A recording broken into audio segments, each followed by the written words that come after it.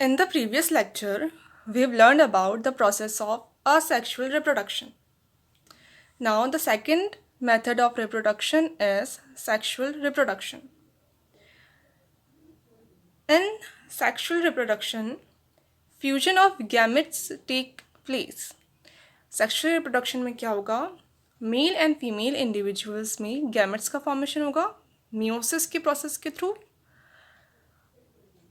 Gametes हमेशा haploid होंगे, means number of sets उनमें सिंगल होगा, one set of chromosomes he present होगा. जनरली ह्यूमंस में कितने सेट्स होते हैं क्रोमोसोम्स की? 2 सेट्स प्रेजेंट होते हैं.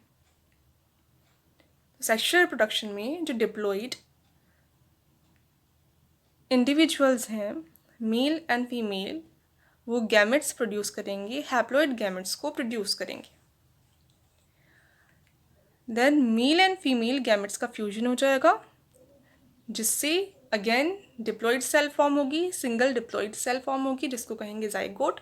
जाइगोट आगे जाकर न्यू इंडिविजुअल को फॉर्म कर लेगा. तो सेक्सुअल रिप्रोडक्शन में क्या होगा? Fusion of gametes. Now it is biparental. कितने पेरेंट इंडिविजुअल्स पार्ट लेंगे इसमें? 2. तो बायोपेरेंटल होगा, मेल पेरेंट भी होगा एंड फीमेल पेरेंट भी होगा. And offsprings have a combination of the characteristics of both the parents.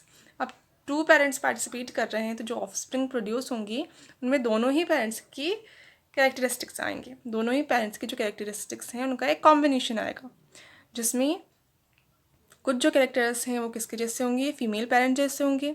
कुछ कैरेक्टर्स जो हैं वो मेल पेरेंट जैसे होंगे, और कुछ न्यू कॉम्बिनेशंस भी फॉर्म हो जाएंगे जो दोनों ही पेरेंट से डिफरेंट होंगे. दस हैव वेरिएशन, और इसी को क्या कहते हैं? वेरिएशन कहते हैं. क्या आ जाएंगे? जो ऑफस्प्रिंग्स प्रोड्यूस होंगी उसमें वेरिएशंस आ जाएंगे, डिफरेंट कैरेक्टर्स आ जाएंगे.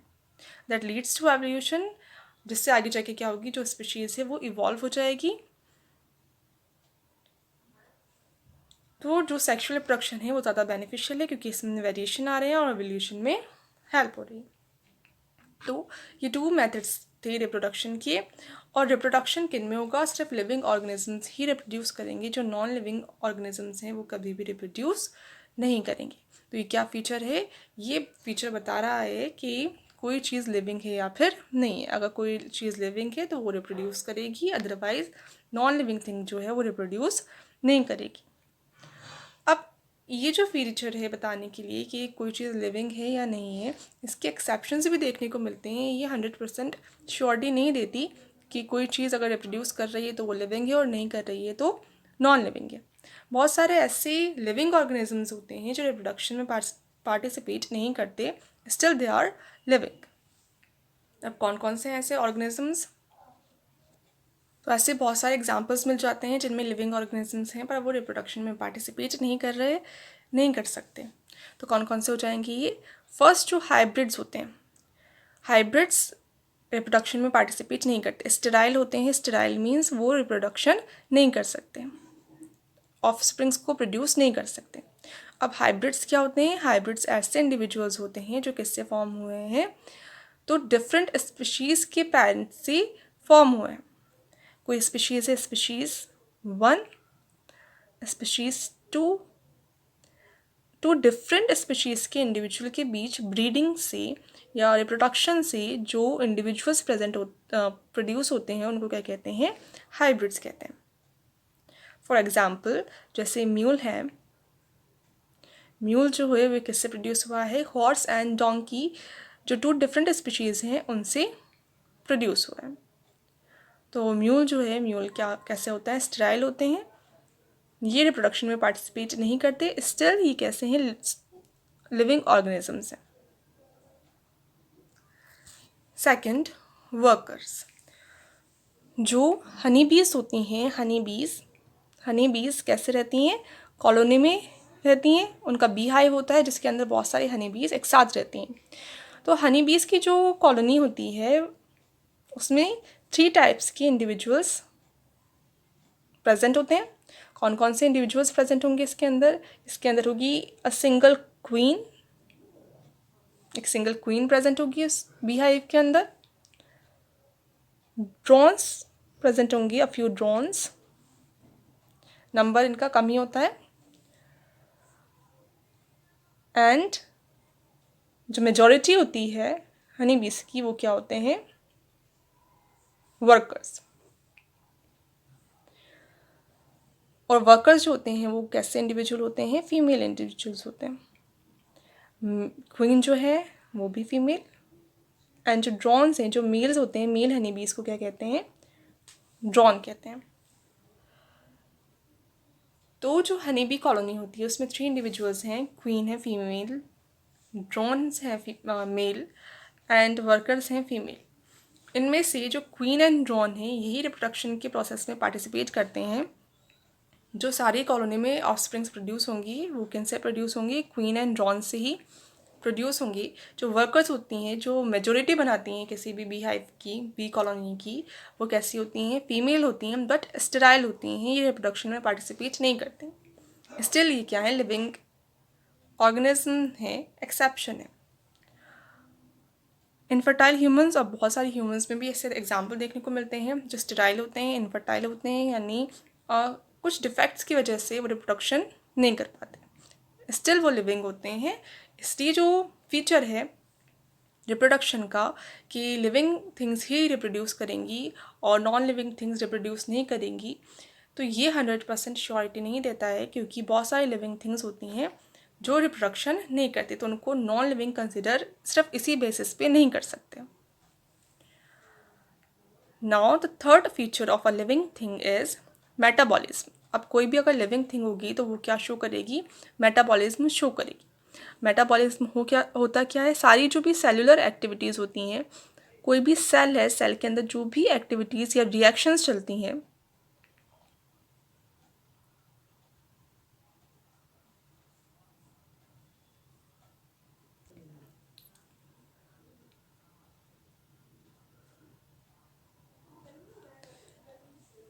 तो कोई भी सेल है, सेल में जितनी सारी रिएक्शंस होती हैं, जो भी एक्टिविटीज़ होती हैं, उन सबको कंबाइन क्या कहेंगे, मेटाबॉलिज्म।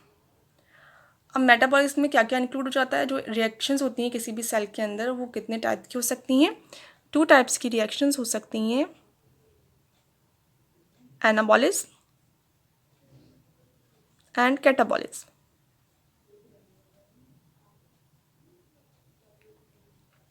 कैटाबॉलिज्म में क्या होगा, कोई लार्ज सब्सटेंस है वो क्या हो जाएगा, उसका ब्रेक डाउन हो जाएगा और स्मॉलर सब्सटेंस प्रोड्यूस होंगी।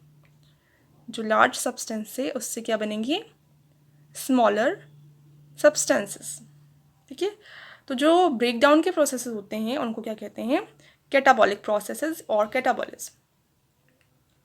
अब एनाबॉलिज्म इसका अपोजिट होता है। एनाबॉलिज्म में क्या होता है, कोई स्मॉलर सब्सटेंसेस हैं, स्मॉलर सब्सटेंसेस मिलकर क्या बना लेंगे, लार्ज सब्सटेंस को फॉर्म कर देंगे। तो ये जो रिएक्शन होगी वो एनाबॉलिक रिएक्शन होगी या एनाबॉलिज्म होगा। तो मेटाबॉलिज्म के अंदर सारी ही सेलुलर एक्टिविटीज़ आती हैं, सारी ही सेलुलर रिएक्शंस आती हैं। तो उसमें कौन कौन सी रिएक्शंस कंबाइन होंगी, anabolic reactions and catabolic reactions, और एनाबॉलिज्म एंड कैटाबॉलिज्म। तो ये जो फीचर होता है ये सिर्फ किसका होता है, लिविंग थिंग का होता है, इसका कोई एक्सेप्शन नहीं मिलता है जनरली। तो जो भी लिविंग थिंग्स होती हैं वो क्या शो करती हैं, सेल्युलर एक्टिविटीज़ शो करती हैं। और जो मेटाबॉलिक रिएक्शंस होती हैं, क्योंकि वो क्या है, सेल्युलर एक्टिविटीज़ हैं, इसलिए सेल के अंदर ही होंगी।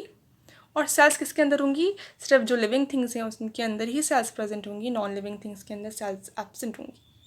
इसका जनरली एक एक्सेप्शन देखने को मिलता है बस, जो वायरसेस होते हैं, वायरसेस में जो जब तक वो होस्ट के अंदर एंटर नहीं करते तब तक उनके अंदर कोई भी सेलुलर एक्टिविटी नहीं होती है, और उनकी जो ऑर्गेनाइजेशन होती है वो सेलुलर नहीं होती, स्टिल उनको लिविंग कंसिडर करते हैं।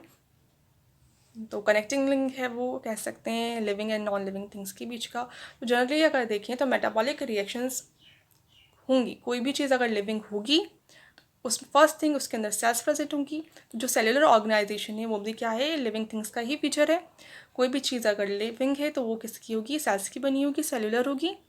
और अगर सेल्स प्रेजेंट हैं तो उसमें सेलुलर एक्टिविटीज़ भी होंगी, यानी मेटाबॉलिज्म भी हमेशा ही होगा। तो लिविंग थिंग्स हमेशा ही क्या शो करती हैं, मेटाबॉलिज्म शो करती हैं, और non living things metabolism show नहीं करती।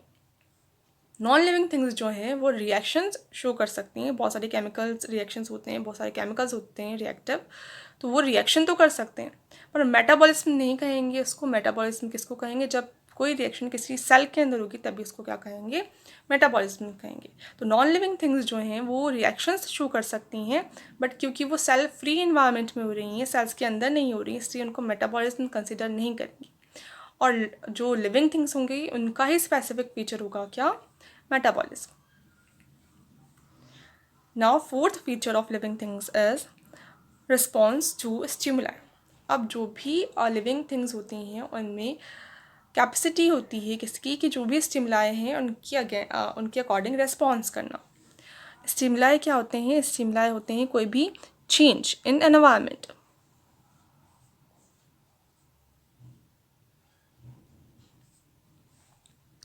अब जो लिविंग थिंग्स होती हैं उनमें कैपेसिटी होती है कि वो क्या कर सकती हैं? सेंस कर सकती हैं कि एनवायरनमेंट में चेंजेस हो रहे हैं या फिर नहीं हो रहे हैं, कोई स्टिमुलाई प्रेजेंट है या फिर नहीं है। और अगर कोई स्टिमुलाई प्रेजेंट हो रहा होता है यानी कोई चेंज हो रहा होता है किसी सराउंडिंग एनवायरनमेंट में, तो वो उसके अकॉर्डिंग क्या कर सकते हैं? रिस्पॉन्स भी कर सकते हैं। अब चेंज इन एनवायरनमेंट है स्टिमुलाई, अब ये कैसे हो सकते हैं? इंटरनल किसी ऑर्गेनिज्म की बॉडी के अंदर चेंज हो सकता है, वो भी स्टिमुलाई का कहा जाएगा, या बाहर भी चेंज एनवायरनमेंट में अगर होगा उसको भी क्या कहेंगे? स्टिमुलाई कहेंगे। तो जो भी चेंजेस होते हैं किसी भी लिविंग ऑर्गेनिज्म की बॉडी के अंदर या सराउंडिंग एनवायरनमेंट में, उसको ऑर्गेनिज्म सेंस कर सकता है और उसके अकॉर्डिंग क्या कर सकता है? रिस्पॉन्स कर सकता है। तो ये भी जो फीचर है वो किसका होगा? लिविंग थिंग्स का ही होगा। नॉन लिविंग थिंग्स में सेंस करने की स्टिमुलाई को या फिर उसके अकॉर्डिंग रिस्पॉन्स करने की कोई भी कैपेसिटी नहीं होती। तो स्टिमुलाई क्या होंगी? प्लूरल फॉर्म क्या है? स्टिमुलाई है जो क्या है? Change in environment. इसका सिंगुलर फॉर्म क्या हो जाएगा? स्टिमुलस। तो रिस्पॉन्स टू स्टिमुलाई किसका कैरेक्टरिस्टिक फीचर है? लिविंग थिंग्स का। या कह सकते हैं कॉन्शियसनेस का जो फीचर है वो भी किसका है? लिविंग थिंग्स का ही फीचर है। Consciousness means the knowledge of their inner environment और आउटर एनवायरनमेंट। तो नॉलेज होगी अगर अपन को अपने खुद के अंदर क्या चल रहा है उस चीज़ की, बाहर क्या चल रहा है उस चीज़ की, तो इसको क्या कहेंगे? कॉन्शियसनेस। तो लिविंग थिंग्स जो होती हैं वो कॉन्शियस होती हैं, वो रिस्पॉन्स कर सकती हैं किसी भी स्टिमुलाई के अकॉर्डिंग। स्टिमुलाई कैसा भी हो सकता है, कोई फिजिकल स्टिमुलाई हो सकता है, यानी मान लो एनवायरनमेंट है उसके टेम्परेचर में चेंज आ रहा है तो उसको भी सेंस कर लेगी बॉडी, या वो केमिकल हो सकता है, मान लो कोई टेस्ट है किसी चीज़ का तो उसका भी पता लग जाएगा, या फिर वो बायोलॉजिकल हो सकता है, अगर किसी अदर ऑर्गेनिज्म में कोई चेंज आ रहा है, कोई ऑर्गेनिज्म या other human for example angry है तो उसको भी पता चल जाएगा अदर ह्यूमन को। तो ये सारे जो भी स्टिमुलाई होते हैं, कैसे भी स्टिमुलाई हों, उसके अगेंस्ट अकॉर्डिंग रिस्पॉन्स करने की, उसको सेंस करने की कैपेसिटी लिविंग ऑर्गेनिजम्स में ही होती है, नॉन लिविंग ऑर्गेनिजम्स में नहीं होती। तो ये 4 स्पेसिफिक फीचर हैं जो किसके हैं? लिविंग थिंग्स के हैं। इनके अकॉर्डिंग अपन कह सकते हैं, कोई इनके बेसिस पे कह सकते हैं अगर ये 4 फीचर किसी ऑर्गेनिज्म में होंगी तो उसको क्या कंसिडर कहेंगे अपन कि ये ऑर्गेनिज्म क्या है? लिविंग है, या ये थिंग लिविंग है। अगर ये 4 फीचर उस ऑर्गेनिज्म में, उस थिंग में नहीं होंगी तो उसको कंसिडर करेंगे कि कैसा है? वो नॉन लिविंग है। तो एक्सेप्शंस हो सकते हैं किसी किसी में, पर जनरली ये वर्क करता है। ये टॉपिक हो गया है कंप्लीट, व्हाट इज़ लिविंग। ना ये डेफिनेशन जो है, ये जो है सेक्सुअल रिप्रोडक्शन के नोट, ये जो नोट्स सेंड किए हैं उसमें मेंशन नहीं है, तो उसको यहीं से मेंशन कर लेना।